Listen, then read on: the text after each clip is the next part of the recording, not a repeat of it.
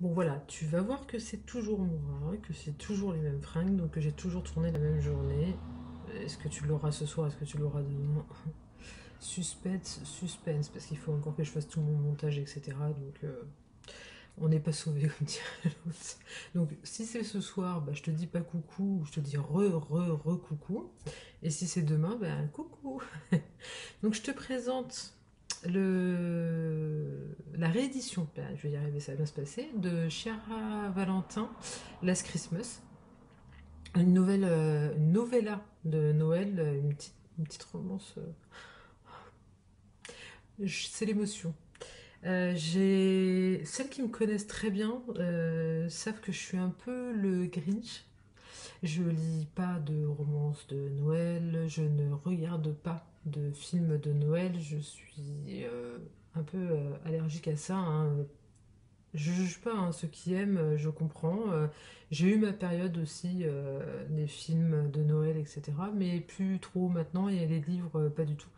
Mais j'ai collaboré avec l'éditrice pour la couve de ce livre, et en lisant la quatrième de couverture, j'ai été je me suis dit, oh, faut que je le lise parce que ça ressemblait pas du tout à ce que j'avais déjà vu ou lu en quatrième de couverture pour une romance de Noël. Et pour le coup, j'ai été tout de suite attirée. Donc, je te lis la quatrième de couverture et je t'en parle après pour que tu prennes la mesure de ce dont je parle. Donc, Léo adore Noël. Chaque année, il s'applique très consciencieusement à le préparer afin de rendre cette fête inoubliable pour son amour. Isée aime Léo et cette année c'est elle qui a un cadeau très spécial pour l'homme de sa vie. Mais voilà, pour le réveillon, Léon ne rentre pas, Léo ne rentrera plus.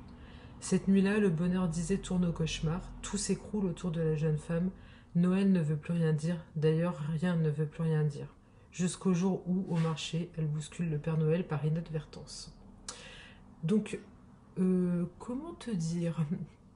Donc tu sens bien que dans le résumé que ça va pas être papillon, arc-en-ciel. Enfin si, hein, il y a des passages, hein, il y a des petits flashbacks des Noëls passés.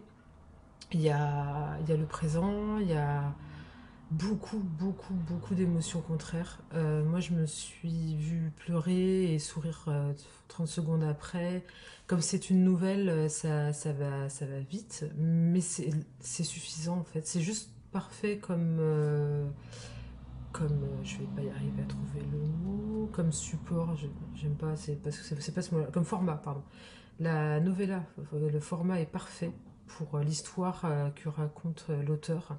Et je l'ai trouvée hyper émouvante et c'est pas, ça tombe pas dans du pathos où on va être une petite maison dans la prairie, voilà. Non, pas du tout. C'est vraiment juste. La peine est racontée très, très justement, très pudiquement aussi. J'ai bien aimé ce côté d'Isée où on sent qu'elle a mal, on sent qu'elle est mal, qu'elle va pas bien, mais elle reste pudique dans ses sentiments. Et ça, c'est quelque chose que j'ai beaucoup aimé. Et je pense qu'en fait, ça m'a encore plus ému finalement que si elle avait été en larmes à chaque chapitre, etc. Je pense que ça montre encore plus sa détresse et sa peine pour le coup. Et Léo, oh, dans les flashbacks, je l'ai trouvé juste solaire et absolument magnifique. Et oui, elle va bousculer un Père Noël et pas n'importe quel Père Noël, un Père Noël qui m'a beaucoup plu, à qui je me suis attachée de suite. C'est quelqu'un de solaire, c'est voilà. Et je vous en dis pas beaucoup plus parce que j'ai peur de spoiler et de vous gâcher la surprise. Mais franchement, lisez-le. Il est disponible sur Amazon et il est disponible sur Erato Édition. C'est vraiment un court format, mais qui suffit à vous transporter directement dès les premières lignes. Et je vous le conseille vivement parce que moi j'ai vraiment beaucoup aimé. Et pourtant, je suis le Grinch avec des oreilles de chat, mais le Grinch quand même. Moi, je suis licorne et alpaga, je suis pas maman Noël, papa Noël, etc. Et oreilles de chat, du coup. Et des collants bariolés, un Lydie. Mais voilà, lisez. Il est en format Kindle sur Amazon et sur Erato en format broché également. Donc n'hésitez pas à aller faire un tour.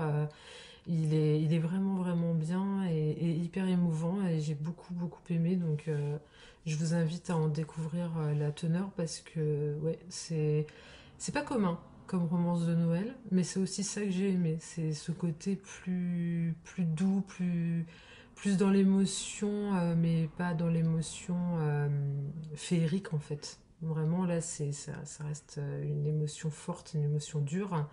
Et ça reste une reconstruction, donc vraiment c'est quelque chose qui m'a beaucoup ému. Donc merci beaucoup à Erato de m'avoir fait confiance pour cette couverture et du coup de m'avoir permis de découvrir cette histoire sans quoi je n'aurais peut-être pas pris ce chemin-là.